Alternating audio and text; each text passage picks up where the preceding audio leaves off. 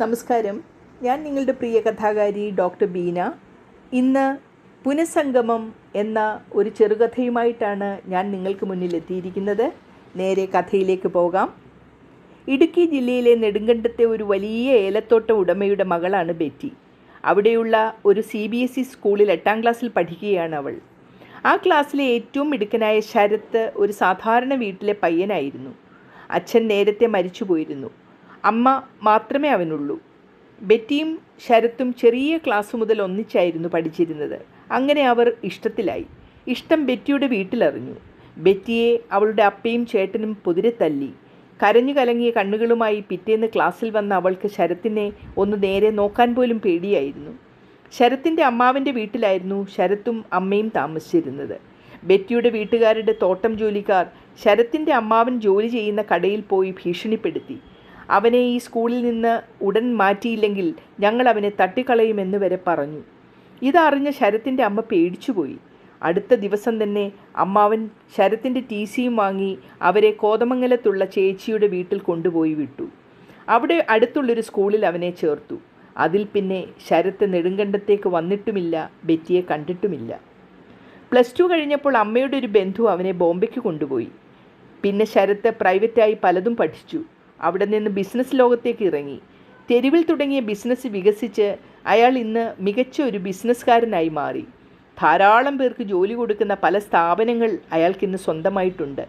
പടർന്ന് പന്തലിച്ച അയാളുടെ കമ്പനികളുടെ എല്ലാം മാർക്കറ്റിംഗ് വിഭാഗം തലവനായി UK-യിൽ നിന്ന് ഉയർന്ന ബിരുദങ്ങൾ നേടിയ മലയാളിയായ ഡേവിസ് എന്ന ഒരാൾ ചേർന്നു. അയാൾ ജോലിയിൽ ബഹുമിടുക്കനായിരുന്നു. ശരത്തും ഡേവിഡും പലപ്പോഴും ബിസിനസ് മീറ്റിങ്ങുകൾക്ക് ഒരുമിച്ച് കാണാറുണ്ട്. വലിയ ബിസിനസ് വമ്പന്മാരുമായുള്ള മദ്യസൽക്കാരങ്ങളിൽ ഒരുമിച്ച് പങ്കെടുക്കാറുമുണ്ട്. വിദേശ ടൂറുകൾക്ക് ഒരുമിച്ച് പോകാൻ പലയിടത്തും പലപ്പോഴായിട്ട് സാധിച്ചു. ഈ കമ്പനിയിൽ VPയുടെ ഒരു പോസ്റ്റ് പുതുതായി വരാനുള്ള സാധ്യതകൾ ഇതിനിടയിൽ ഡേവിഡ് മനസ്സിലാക്കിയിരുന്നു. ആ പ്രമോഷൻ തനിക്ക് കിട്ടാനായി അയാൾ പതിയെ ശരത്തിൻ്റെ ഇഷ്ടാനിഷ്ടങ്ങൾ മനസ്സിലാക്കിയെടുത്തു. ഒടുവിൽ സ്വന്തം ഭാര്യയെ കമ്പനി MDക്ക് കാഴ്ചവെക്കാൻ അയാൾ ഉള്ളിൽ തീരുമാനിച്ചു. ഹോട്ടൽ മുറിയിൽ ചെന്ന MD അവിടെ ഇരിക്കുന്ന ആളെ കണ്ട് സ്തബ്ധനായിപ്പോയി. ശരത്തിന് തൻ്റെ കണ്ണുകളെ വിശ്വസിക്കാനായില്ല. ഇത് തൻ്റെ പഴയ കളിക്കൂട്ടുകാരിയാണല്ലോ. പേടിച്ച് വിറച്ചിരുന്ന ബെറ്റിയും ശരത്തിനെ കണ്ട് ഇടിവെട്ട് ഏറ്റതുപോലെ ആയിപ്പോയി.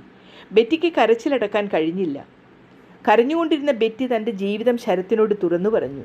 ഡേവിഡ് തന്നെ ഒരു ഭാര്യയായി കണക്കാക്കാറേയില്ല.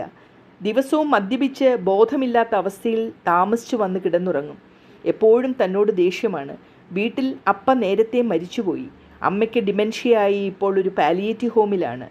ചേട്ടൻ്റെ കല്യാണം കഴിഞ്ഞ് കുറച്ചുനാൾ കഴിഞ്ഞപ്പോൾ തന്നെ ഒരു വലിയ ആക്സിഡൻറ്റ് പറ്റി. അദ്ദേഹത്തെ ആശുപത്രിയിൽ ചികിത്സയിലായിരുന്നു. വീട്ടിലെ ബിസിനസ് ഇപ്പോൾ ചേച്ചിയും ചേച്ചിയുടെ വീട്ടുകാരും ആണ് നോക്കുന്നത്. ഇപ്പോൾ ചേട്ടന് ഒരു അധികാരവും ഇല്ല. എല്ലാം കൈവിട്ടുപോയി. അതുകൊണ്ട് ഡേവിഡിന് ഇപ്പോൾ ആരെയും പേടിക്കാനില്ല. വീട്ടിലിരുന്ന് മദ്യപിക്കുമ്പോൾ തന്നെ കുടിക്കാൻ നിർബന്ധിക്കും. താൻ കുടിക്കാതെ ഇരിക്കുമ്പോൾ ഗ്ലാസ്സിലെ മദ്യം തൻ്റെ മുഖത്തും തലയിലും ഒക്കെ ഒഴിക്കും. വലിച്ചുകൊണ്ടിരിക്കുന്ന സിഗരറ്റ് കൊണ്ട് മുഖത്തും ദേഹത്തുമൊക്കെ പൊള്ളലേൽപ്പിക്കും. താൻ കരയുന്നത് കണ്ട് ഉറക്കെ ഉറക്കെ അട്ടഹസിച്ച് പൊട്ടിച്ചിരിക്കും.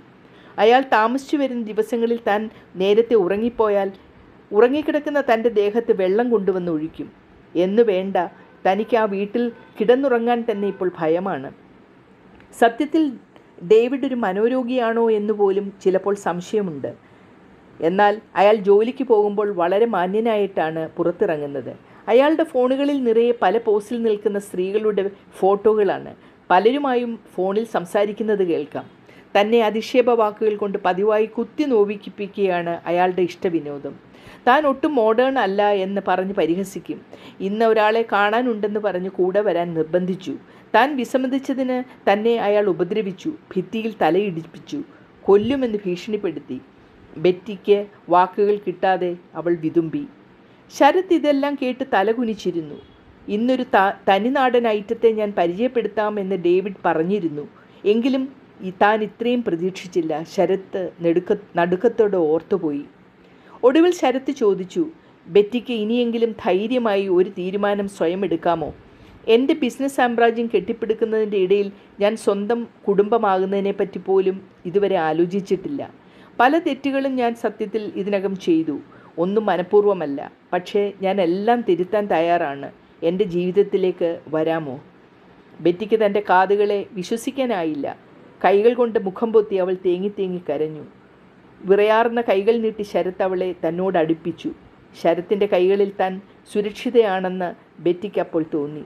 കരഞ്ഞു തളർന്ന അവളുടെ ചുടുനിശ്വാസത്തിൽ ശരത്ത് ആ പഴയ നിഷ്കളങ്കയായ സ്കൂൾ കുട്ടിയെ കണ്ടു. കഥ ഇഷ്ടപ്പെട്ടു കാണുമല്ലോ. ഇനി അടുത്ത കഥയുമായി എത്തുന്നതുവരെ നന്ദി, നമസ്കാരം.